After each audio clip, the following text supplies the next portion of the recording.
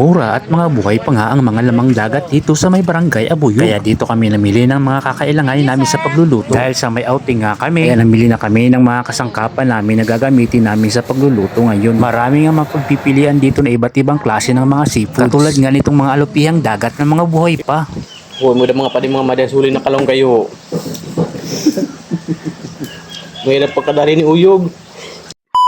Mga bossing, una nga sa lahat, babatiin ko muna kayo ng isang matagumpay na araw na naman. Pupunta pala kami ngayon sa barangay Abuyog. Mamimili kasi kami ni Diyosa ng mga kakailanganin namin sa pagluluto. Mag-outing kasi kami ngayon, kaya magluluto kami ng mga babaunin namin. Maaga nga akong gumising para asikasuhin yung mga kakailanganin kong kasangkapan. Bandang alas 7 nga ng umaga ay dinaanan ko muna si Diyosa sa barangay Carriedo. Dahil mamimili nga kami sa may barangay Abuyog. Yung pakay talaga naming bilhin sa may barangay Abuyog ay mga seafoods. Dahil magagandang klase nga ang mga seafoods dito sa may barangay Abuyog. Makakapili ka nga ng iba't ibang klase at mga buhay pa ito. Ayan nga po mga bossing, dito na nga kami sa may palengke ng barangay Abuyog. Dito nga sa may bungod sa may gilid ng kalsada ay marami nang nagtitinda. Bumili pala kami dito ng isda sa may tindahan nila ate. Halos lahat nga ng mga isda dito ay mga magagandang klase. Pero yung binili ko palang isda dito ay itong tinatawag na espada. Sarap kasi itong prituhin. Lalo na nga kapag crispy ang pagkakaluto. At bumili rin pala kami dito ng alupihang dagat. Nakyaw nga namin lahat ng alupihan na paninda ni tatay. Sa mga buhay pa nga ito at napakamura pa. Pagkatapos nga ay dumiretso na kami dito sa may talipapa ng Abuyog. Bumili na nga kami diretso ng pansit bato. So guys, bibili kami ng pasit bato.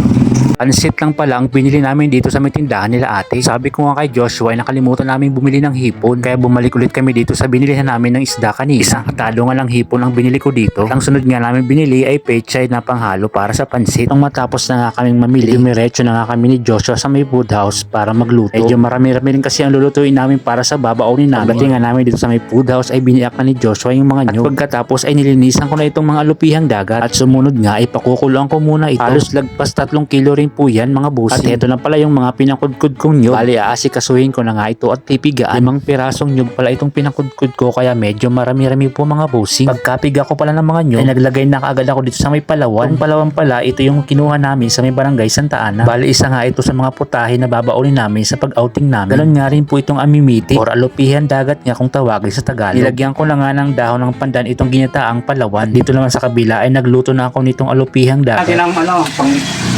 Malasa, Sprite. Binuhusan ko na nga ito ng Sprite para maging malasa at nilagyan ko rin pala ito ng ketchup para tumingkad yung kulay. Nung maluto na nga itong pinakrong palawan, sinalin ko na nga ito sa may food tray. Ganon din nga po itong alupihang dagat. Lalamigin lang namin to para mabalot na mamaya. Itong si Joshua naman ay nag-aasikaso na ng mga kasangkapan para sa may pansit. At yun nga, nagisa na ako dito para lutuin na nga yung pansit.